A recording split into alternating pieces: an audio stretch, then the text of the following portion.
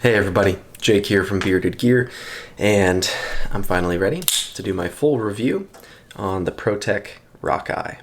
This is the new, I would say, improved Rockeye, now that it's been sort of re-released, if you will, after some time away.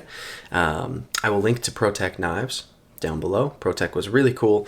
My buddy over there was kind enough, generous enough to reach out to me as this knife was beginning to get ready to come out.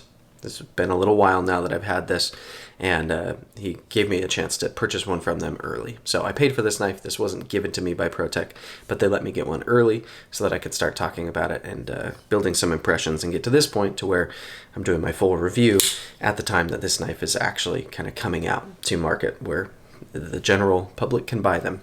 Not that I'm not a member of the general public, but you know what I mean. Anyway, so this is the Protech Rockeye. As far as I understand it, when I'm filming this video right now, this is Tuesday night, this will go live on Wednesday. I believe, as of even today, Tuesday when I'm filming, is when I think the way he explained it was the dealers, who are Protech dealers, were able to purchase these knives from Protech, the ones that they wanted to bring into their shops as of today. So I imagine these should be hitting dealer shelves very, very soon. I think Protech didn't make that available until the knives were ready, basically. So I think real soon these are going to be on shelves. I don't know an exact date at the moment, but if you follow Protech on their Instagram or your favorite retailer who carries Protech, I'm sure they will be making announcements when these are available and you can purchase them. So if you're not familiar with the Rockeye model, you may be familiar with the SBR. The Protech SBR is that is an acronym for short-bladed Rockeye, not short-barreled rifle. It's the short-bladed Rockeye. And if you look at these knives together, you'll see that they're the same. They are the same knife, just in different sizes. So we have the Rockeye and the short-bladed Rockeye. This SBR happens to be a River's Edge Cutlery exclusive. That's why it's got the coating on the blade. But you can see this is the same model. Now, I've actually had more than one SBR. I owned one years ago now. Around the time that the knife actually came out, when they first released this, I got one on the secondary and I loved it. Really, really enjoyed that knife. Ended up letting it go to chase something else, and I've since gotten another one. And the SBR is great. This is a good size knife. For me, this is a super capable, robust, like kind of chunky secondary. This is not a primary knife for me. This is a knife you'll find in my back left pocket, not in my front right pocket. But I enjoy it. It's as secondaries go, it feels hardy. And I've liked this knife a lot. Ever since I got my first SBR, however, I was like, ooh, now I kind of want a Rockeye. But the timing was not correct because there's been a big gap since the last time that they produced a Rockeye model. I believe at the time that they were producing it before, it was only being made in 154 cm, although I feel like I could be absolutely crazy, but I was trying to look at some old listings last night about the Rockeye, and I feel like I might have seen some in D2 that were like an exclusive from somewhere, or I don't know. I could be wrong. I'm not an expert on what the Rockeye was. But now, the Rockeye, same exact design. Nothing really has changed in terms of the lines or the mechanism or anything. Even the clip. This one, spoiler alert, I've put a Lynch clip on, but it's the same as it was, but now it's being offered in S35VN. S35VN is not my favorite steel in the world. I feel like sometimes I can be a little harsh on S35VN at certain price points, especially once you're like over $350, touching $400, like starting to see S35VN on knives in that range. To me, that does not get me excited at all. But compared to 154 cm and on the range that this knife costs from Protech, I think S35VN is great. This is a good steel for this platform. Protech, by all accounts, does well with their S35VN in terms of how they treat it. And yeah, so big jump from 154 cm. I think it's 154 cm. It might have been CPM 154, but I'm knowing Protech, it was 154 cm. Anyway, big jump in steel. So One of the big things about any Protech is always going to be the action. Their out-the-side autos are phenomenally snappy. They have a certain kind of acoustic quality to them. The sounds that they make are all enjoyable, and they're fun. They fly open with authority. If you're not familiar with how a push-button auto out the side works, there's obviously multiple kinds of automatic knives. A lot of people are familiar with the out the fronts, where you kind of push a switch most of the time here, and then out of the front, boom. This is an out the side auto. So on an out the side auto, you've got this button here. Internally, there are springs. When you press this button, it allows the blade to use those springs to shoot forward, and it's a lot of fun. It doesn't really get old. I like it a lot. And Protech, in my experience on out the side autos specifically, is the best in the game. They're really, really good at out the side autos, and they should be. It's what they've been doing for a long time, and it's kind of their thing. Now they do have some button lock manual knives that are not automatic, and those happen to also be absolutely fantastic. I own 2 Malibus and a Mordax, which are some of their manual out the side button lock knives, and I'm hoping that there will be more and more knives with that lock, the button lock that's not automatic. Anyway, I still love their out the side knives. I have this one, I have the SBR, I have one of their Strider S&G collabs, and they're all so snappy. Plus those are just the ones that I own right now. I've owned many Protech out the side autos, and all of them every time are just real snappy. Now, the inherent, I would say, disadvantage of an out the side auto is, although it is super fun to deploy, it's not the most fun to close, because on most knives, say it's a frame lock, right? You have to manually open the knife, which can be a lot of fun, like in this case, and then to close the knife, you unlock it, and it can be a lot of fun to close as well. Like this one drops shut on its own weight, and that's a great time. That's a CKF Evo 2.0 for those of you who are going to ask. It's a Rotten Design knife by CKF.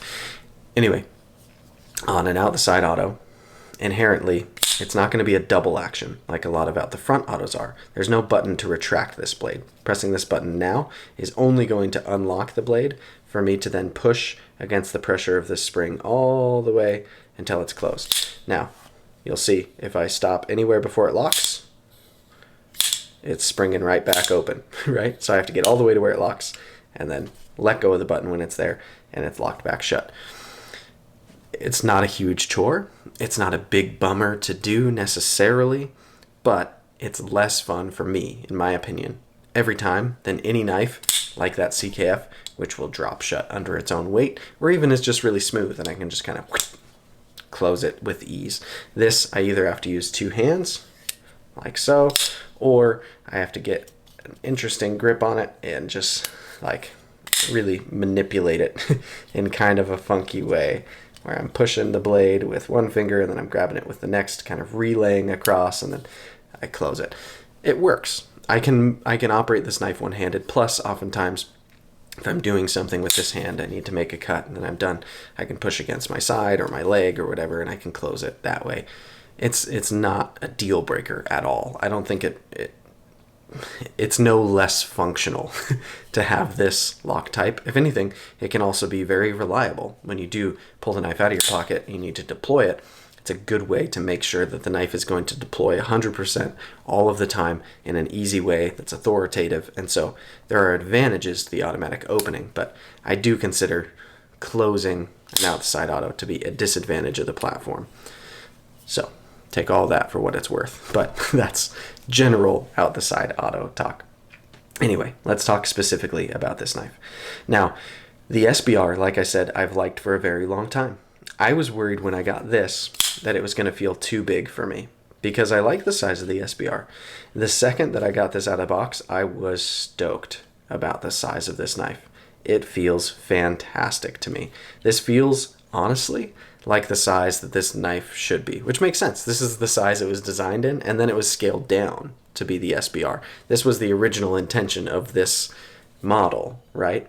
And it's very definitively Les George lines. If you follow Les George, who's a pretty prolific knife designer at this point, this looks like it's his knife. It's similar to some of his other models, and it's just, I dig it aesthetically. And in this size, it feels like it's just meant to be right here. I love, let's just kind of start jumping into categories, I guess. I love ergonomically that there's this groove up here, a choil if you want to call it that. It is the perfect size for my pointer finger, and then everything else on the handle is super neutral, and it's just, oh, it is really good the way this knife feels in hands. It feels in hand. It just, if you're familiar with the feel of a Protech, the way that they do this hard anodizing on the aluminum, these handles are aluminum, it feels a little bit kind of chalky. It's not just like super glossy smooth. You can see it's a matte finish, but it's not overly textured either. This isn't like a grippy G10 or anything. It's just, it's got just enough, like, it's just tactile enough, I guess I should say, where it feels really secure in hand, not slippery at all. And you pair that with ergos like this, and this knife in hand is just an absolute win, in my opinion. I thought the SBR was comfortable, and it is, but this just feels next level. These are really good ergos. I love how neutral it is while having just enough of these little details sprinkled in that make it very comfortable.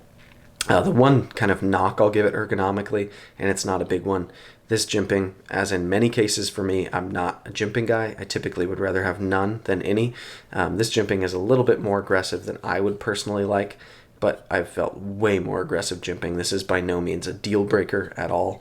And with the way that this ramp is built in up here, it does feel like it's kind of meant to be there. I just think personally I'd like it with either like much tighter, finer jimping, or just no jimping, because I don't prefer jimping, but it's definitely part of the design here, so I'm not mad at it. It's just the way it is. So yeah, ergonomically, this knife is great. Saber grip is where I find myself on it most of the time. It's excellent. Hammer grip, also excellent. Draw cut, really good actually. Feels very comfortable in that way.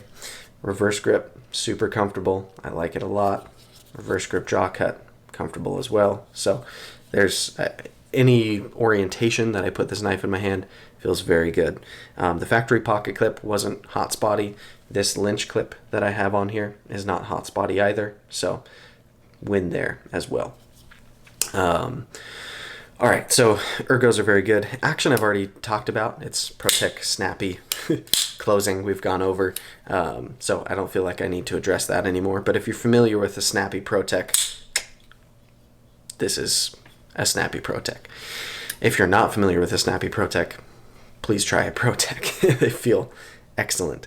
Let's talk carry. So the like blade stock isn't super thick, but it's not thin either.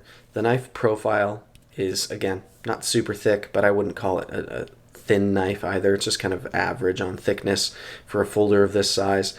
The overall profile is nice in the sense that you don't have like a flipper tab sticking out anywhere. Everything is pretty smooth. Chamfers are all really nice. In fact, it's a very smooth profile.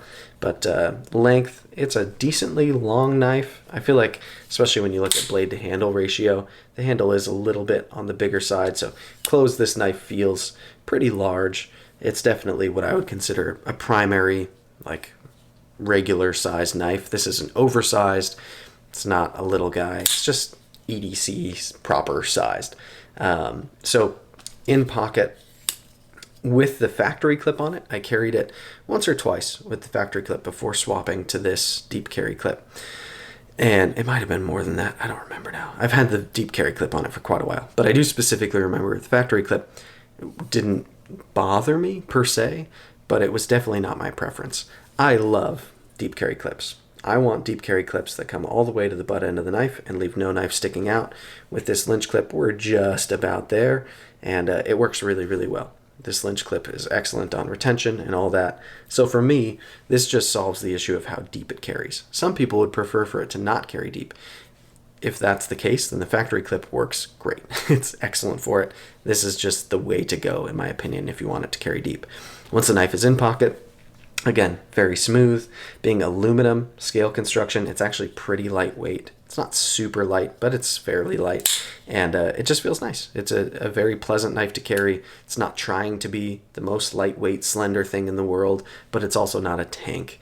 It feels in hand kind of like a tank just because it feels so confidence-inspiring, and this blade feels so capable, but in pocket, it feels pretty refined at the end of the day. I like the way it carries. One thing I should mention as well, I would love it, if I'm being totally honest, if Protech would just put this clip on it. On the SBR, they use their clip, which is my favorite. This is the clip you'll find on the Mordax and on the Malibu. The Malibu won Knife of the Year for me for 2020. I love the Malibu. And one of the things that I always rave about on that knife is that they use this clip. This is a deep carry clip. Comes typically to the butt end of the knife. This one there's a tiny bit sticking out, but we're close enough. I'll call that good. And what's really beautiful about it is that they've taken the time to machine a little pocket down into the knife for the clip to sit in. So that scale has a pocket machined into it. The clip is set down into there. And then they countersink the screws into that. So under the clip, it is perfectly flush and flat, meaning got plenty of space for any thickness of pants to go in under the clip like they're supposed to, and it just carries really, really well. These clips feel good in hand to me. Protech deserves applause for this clip when they use it. I wish they used it on everything, including this, because then I wouldn't have to throw this Lynch clip on it. And if I'm being honest, I like that clip better than this Lynch clip. This Lynch clip does not do all those things that that knife does. It's not countersunk down into the knife, and the hardware is not countersunk down into it, and it works, but that is excellent, and this is just good. So if they would put that clip on everything, I'd be happier. But some people don't want deep carry everything. Whatever, it is what it is.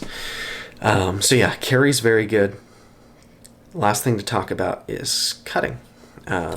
This is quite a capable knife in my experience. I have made a point to do a decent bit of cutting with this. Not a ton. I haven't been like torture testing it or anything, but I've done a lot of my just EDC type of stuff with it.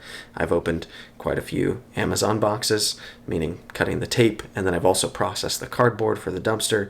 I've opened a lot of like small packaging of actual products themselves and like internal packaging of toys for my daughter. I have cut one apple with this. What else have I done?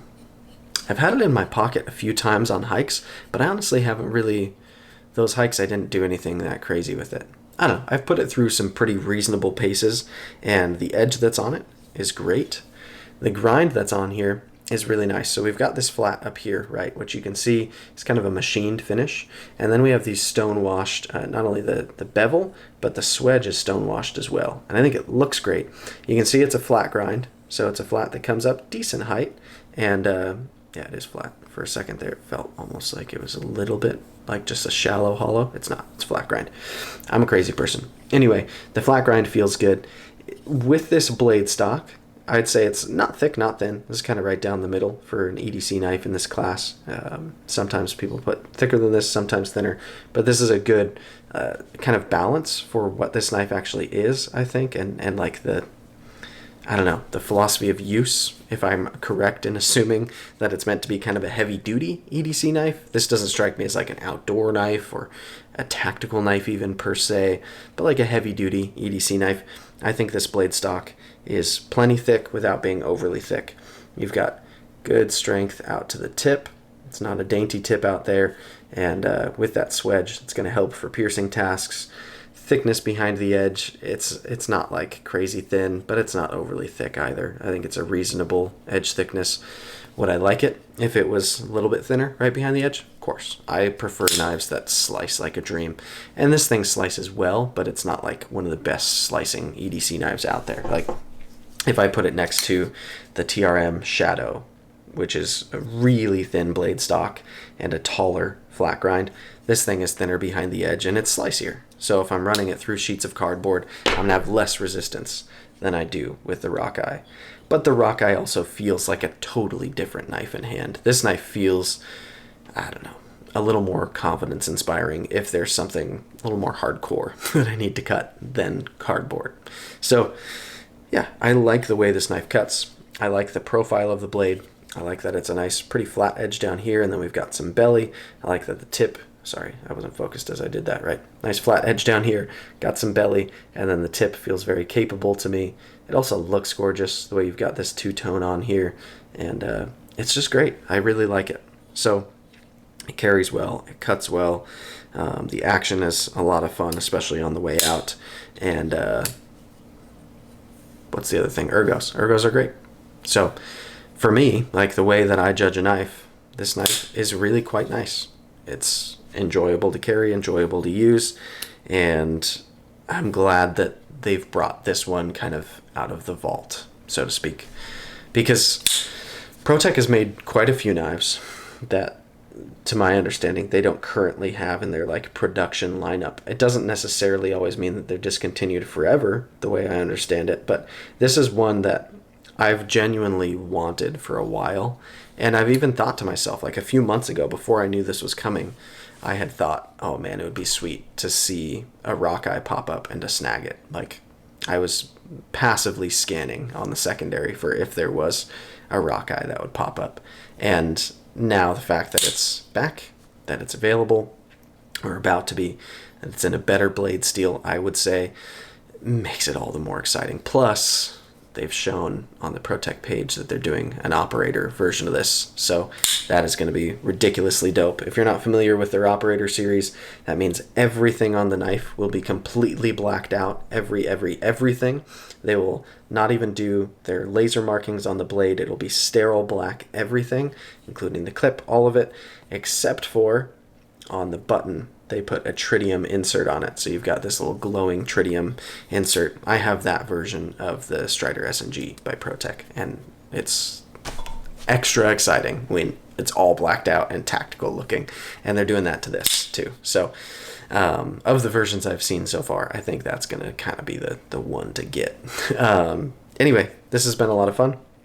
This is my Protech Rockeye, and I enjoyed this knife. I like it quite a bit, and yeah, thanks for checking it out with me, guys.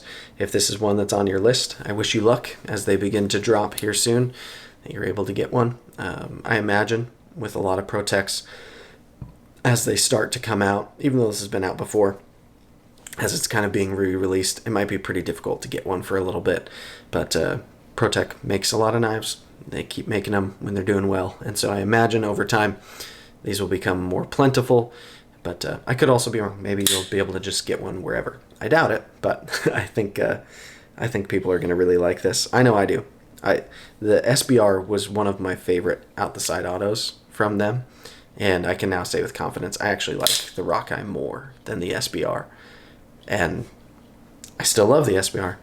Don't take that the wrong way, but I do definitely like this more. It just feels the hand better.